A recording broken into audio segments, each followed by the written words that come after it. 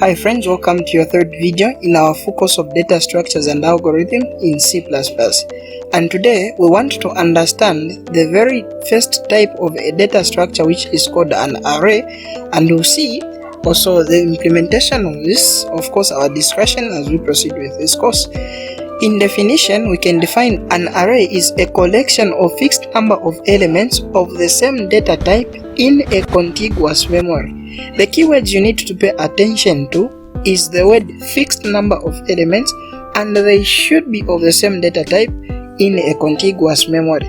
Unlike the simple data types that we discussed in our introduction, our course of C++, an array keeps multiple number of elements, but they of course belong to the same data type. Hence, if we are keeping numbers, then they should only be of integers, of course short, int or long, as a data type that can deal with numbers. Or if we are keeping decimal numbers, then boolean of course, or of course float, anything related to that. There are different types of the arrays. There are what we call the one-dimensional array, a two-dimensional array, and a multi-dimensional array. We'll see and understand the actual implementation of this. Now, to understand the arrays, we need to know on what we can do if we want to declare an array. We remember that in simple data types, we are declaring a variable, of course, by saying the data type name and of course the name of the variable. We even give it a value. But when it comes to the arrays, this is the syntax to follow. We need to specify, of course, the data type, what data type will hold on to that array, and what is the name of the array and the actual size, and this part is called as a size declarator of the array. Is it going to hold 5 elements? Is it 10, 20, 100, 5,000 or anything related to that? Now, the elements that are inside the array follow this syntax. Int, of course that's a practical approach, num as the name of the array, and the number of the elements that will be inside. Now, the content that is inside the array is kept in what we call the indexes of the array. That's when it comes to the one-dimensional array. They are what we call the index of the array. Hence, the first element will always belong to 0 as the first index of that array. And the actual size of the array should be minus 1. Hence, if we were to find now the actual size of this array, which we've named as num, we can say, okay, 5 should be minus 1. If we specify a 1, then we are saying, okay, this is the actual size of the array because the index starts from 0. Hence, we can't go towards 5 because we will then have 5 elements. Like here, you can tell that num at index 0 will hold on to a certain value, num at index 1 will hold on to another value, and num as the name of the array at index 2 will hold on to another value, num at index 3 will hold on to a certain value up to num at index 4 will also on to another value. Hence, if we calculate this 1, 2, 3, 4, we have 5 elements inside the array starting from 0. So this is how the indexes work. Don't forget, indexes start from 0 and the last index is of course size minus a 1. Now, if we want to specify the size of the array, in of course the position where we need to implement the size declarator, we need to use this syntax. We need also to declare the size of the array because it is good manners doing this. Instead of just specifying anyhow that the size of the array is this and the other size of the array is that. No, we need definitely to provide a variable that holds on to the actual size of the array for us to be doing this. For example, here we are saying const is simply a keyword which will mean that the value that will undergo in this variable will not change in any way. If we want to reinitialize this, such won't happen because it is a constant value.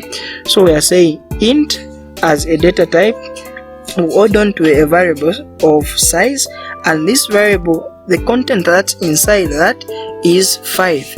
This is what we are saying here.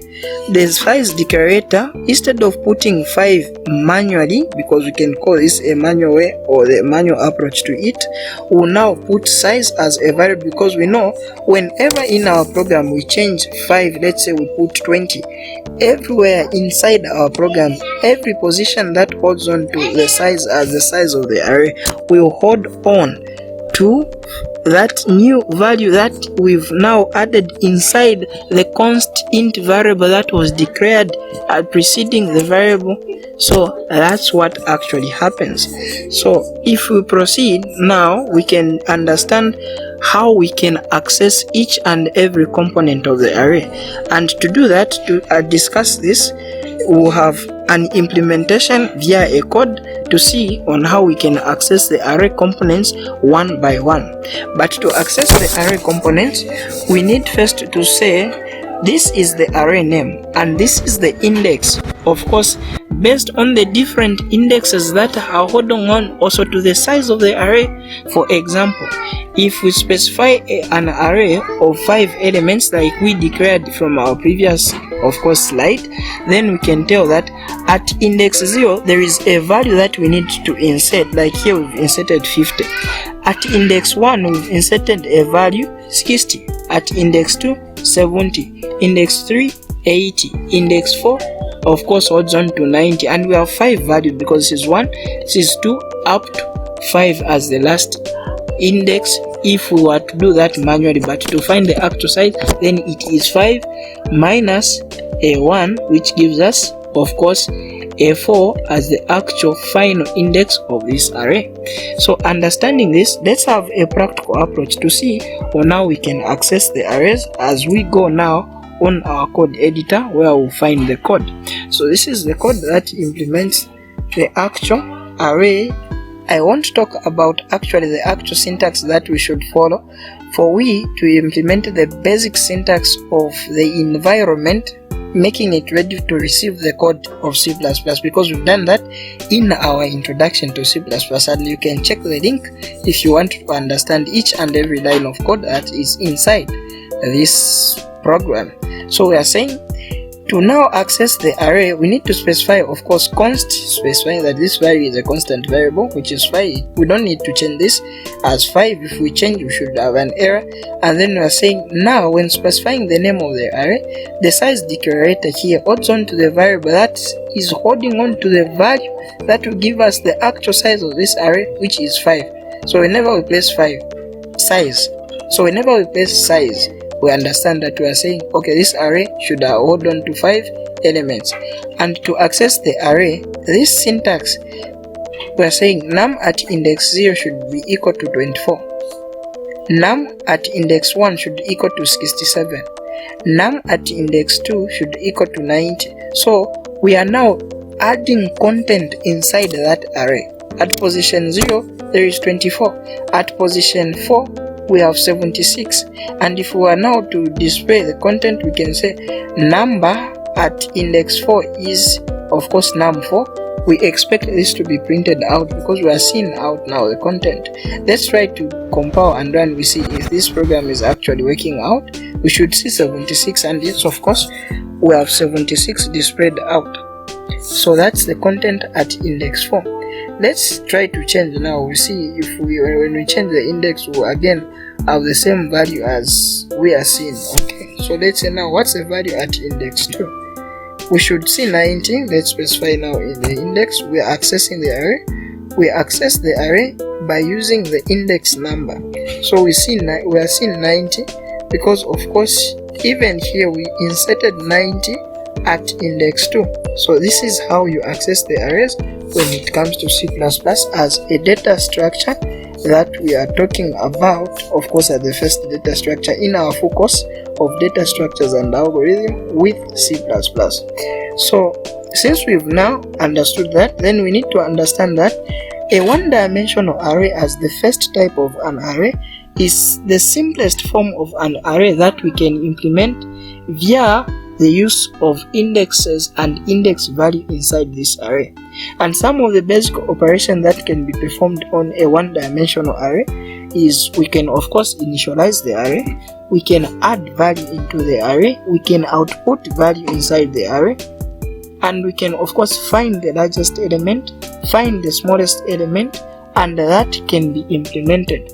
And in here we now want to have a practical approach on how we can analyze, get content from the end user when it comes to a one-dimensional array. Of course, array, don't forget, is simply one of the data structures that we talk about inside our course of data structures and algorithm with C++.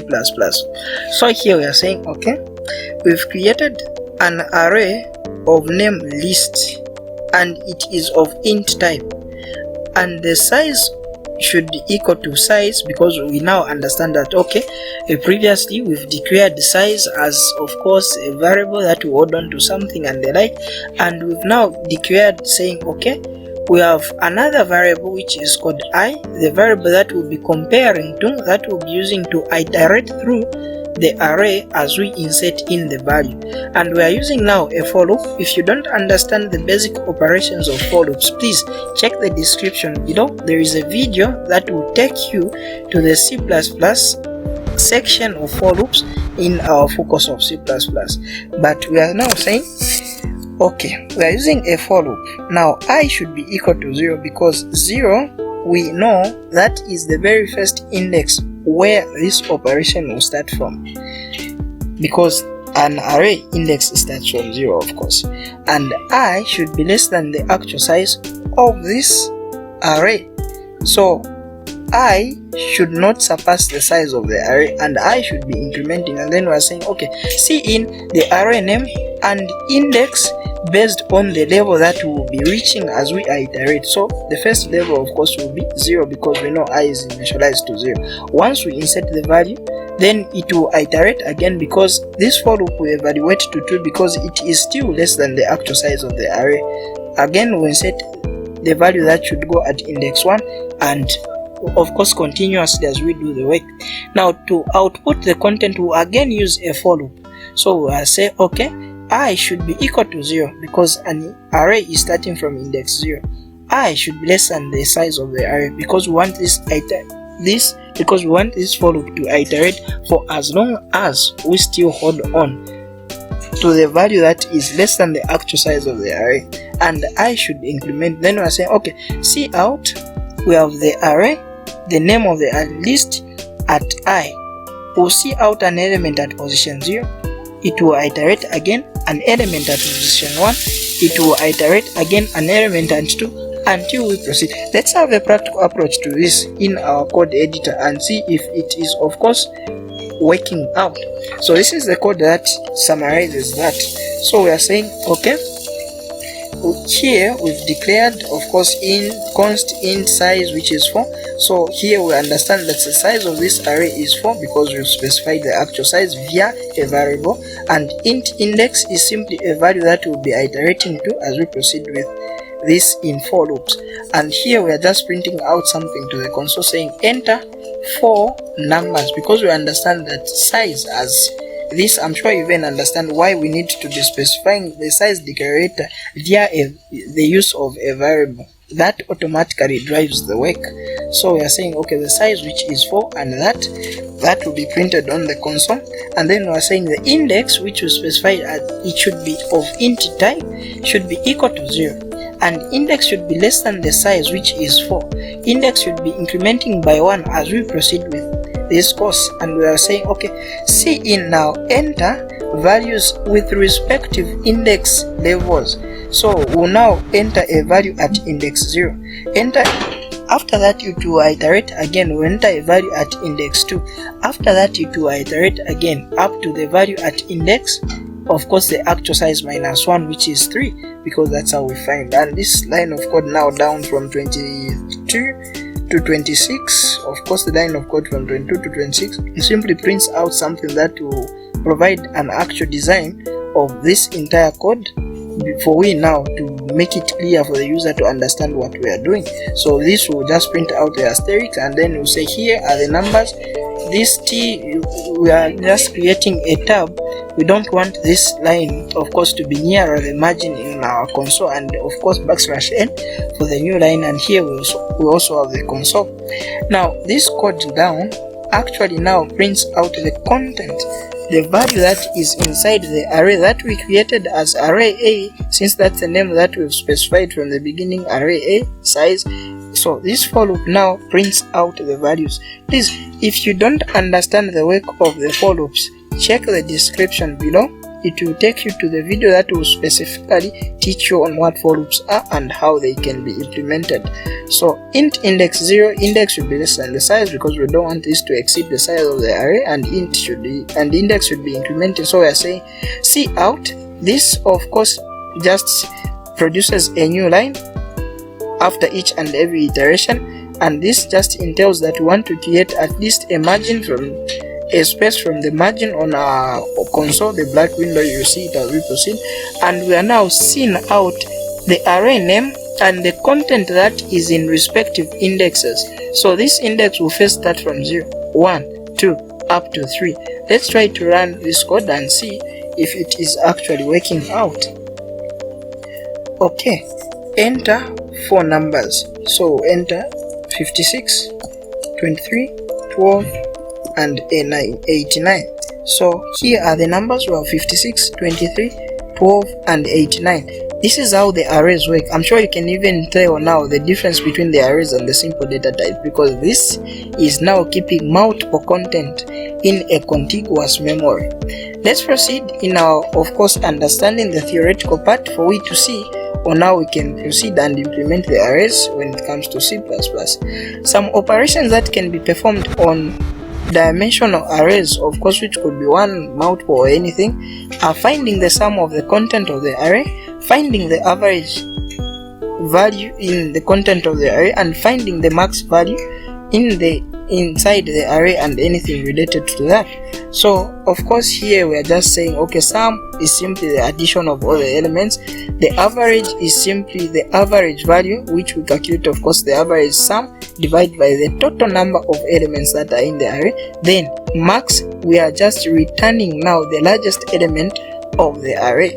So if we are now to go back on our code editor for we to understand the actual practical implementation of this, you can now tell, of course, this program is simply the same program based on the program that's getting the content from the user. Now we have an extension of it. So to calculate the sum, we've declared now int as a data type, sum a variable name, is equal to 0.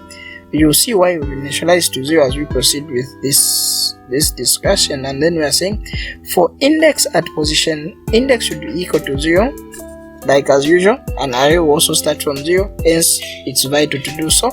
An index should be less than the size, and an index should be incrementing by 1 as we proceed. And then we are saying the sum as a variable, which is by default equivalent to 0, is equal to sum, which is 0, plus the value at index of the array A at index specified by the iteration.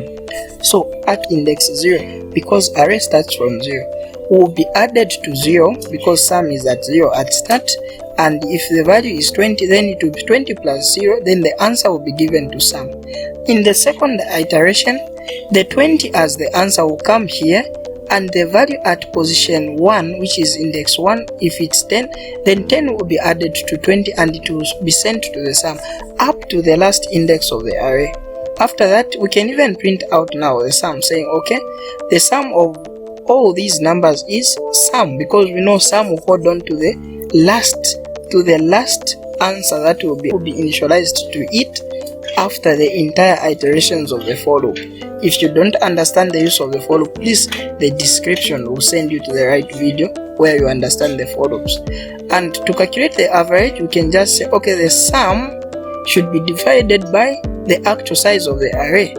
And this is why we are again saying it's vital using the size of the array as a declared variable from, of course, a different section, rather than specifying the actual size here, saying, okay, it's a 3. What if we change now? If we want now more numbers, it means we might now start changing one by one. But if you specify saying I want to work with size, then only changing should be done at one position, and this is what is being done in this line of code.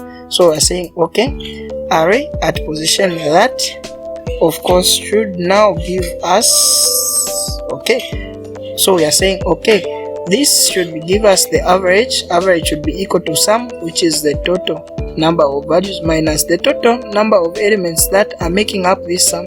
That should give us now the actual value. Now, how do we implement the operation to calculating the max value of the array? To implement the max value of the array, we need of course to create a variable that will add on to a certain value that will send to the first index of the array, because we want the first index of the array, which is position 0, to be compared to each and every index, and whenever we see a higher value, that higher value should be sent to the first index of the array. So we are saying int max value as a variable is equal to 0. 0 will be used now as an index to stand in, so whenever we see max value will be seen 0, hence 0 will be used as a value to stand in for the first index, which is at position 0 of the array A. So we are saying okay, this is a for loop, index is equal to 1, because we've now occupied 0, I'm sure you can tell, and index should be less than or equal to the size.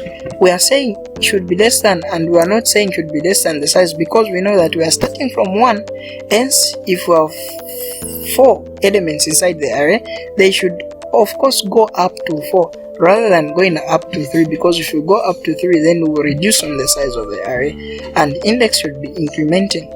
And we are now implementing an if statement saying if array A, which is the name of the array, now the size declarator or the size of the index, which is 0, because we know where max value is, we should of course remember that it is holding on to 0. We are saying array A at index 0, if this array A at index 0 is less than array A at any index, then this number, since we are saying this number should be greater, if this number is greater, this number should be sent to array A at position 0 or array A at max value. Do you understand? Okay, let's do this.